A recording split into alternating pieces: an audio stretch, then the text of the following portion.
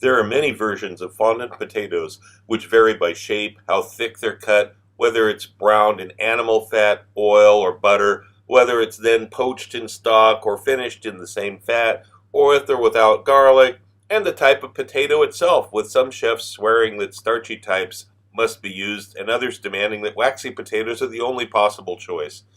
I only make two kinds of fondant potatoes. I showed the other one in an earlier video. The advantage of this is that it's prepared entirely on top of the stove, leaving your oven free for whatever else it is you're making.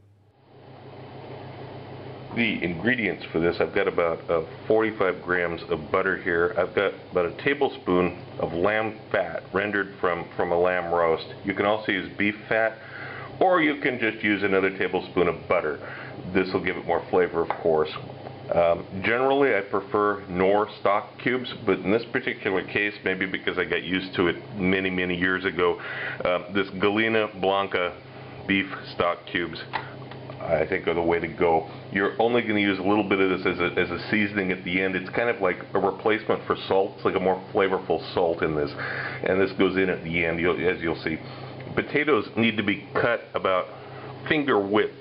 More than the finger, a little bit more than the finger.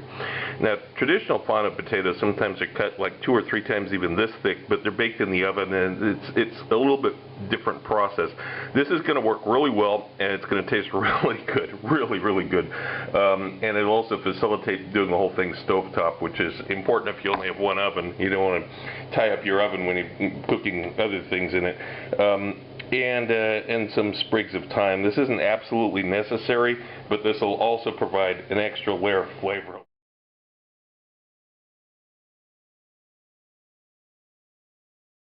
A non-stick pan. The next consideration here is don't use a pan that is too big, because you want the butter to come up to the sides and you don't want to use absolute ton of butter. So we've got pan is being heated. We've got the lamb fat and the butter, or if you're just using all butter, put all of it in. Then we're going to let this foam up a little bit first. I had the heat higher in order to facilitate the butter melting, but now the butter is almost completely melted. I've lowered the heat down to medium. It's on 5, 1 to 10, it's on 5. And now I'm going to add the potatoes in here. This is what you want, a flat layer like this. Now, if it starts splattering, put a splatter guard over the top of it, obviously. Don't be afraid to use a splatter guard anytime. It saves cleanups on the kitchen floor. So this is after about 5 minutes. There's only the slightest bit of browning really here going on right now. Now the pieces have all been turned over. I'm going to reduce the heat down a little bit from 5 to 4, and we'll return the splatter guard just to be safe, and let this cook a little bit more. Now it's been about 5 minutes on this side. I'm going to turn it back over to the first side again. There we go. Now I've got one of those stock cubes that I crushed with a mortar and pestle, and I'm going to sprinkle the top of these like this.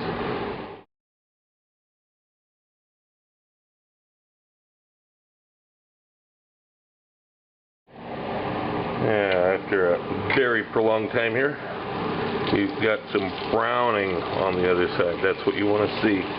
This may take 20 minutes or so, because the heat's fairly low. This is the key. You want this brown surface on here. Now we're going to flip it over. Now we add some sprigs of thyme over the top here. Be generous. This back on. Now I'm going to reduce the heat down from 3 to 2. And finally, after another 5 or 6 minutes, thyme has scented the butter. You can mix this around. You can flip it back over again. Do this. Make sure the other side's nice and brown too, and then we're going to plate it up.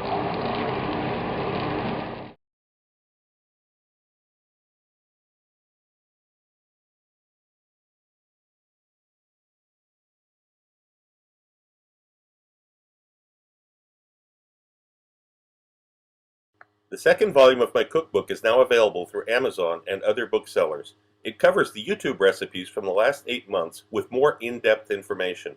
I received requests for the procedures on all recipes, and I've listened to you. Every recipe has step-by-step directions, and of course there are recipes that aren't on YouTube. But this is not just a recipe book. Far from it, as you can see from some of the topics scrolling by here. I'm certain that anyone who watches my channel and any serious cook will find this book a treasury of useful and new information you won't find anywhere else. If you want to know more about my adventures as a chef around the world and have some great laughs along the way, be sure to check out the video tour of my book, 40 Years in One Night. It's up on YouTube right now. Click the link. Also look for my cocktail book, Cocktails of the South Pacific and Beyond, Advanced Mixology, available through Amazon online.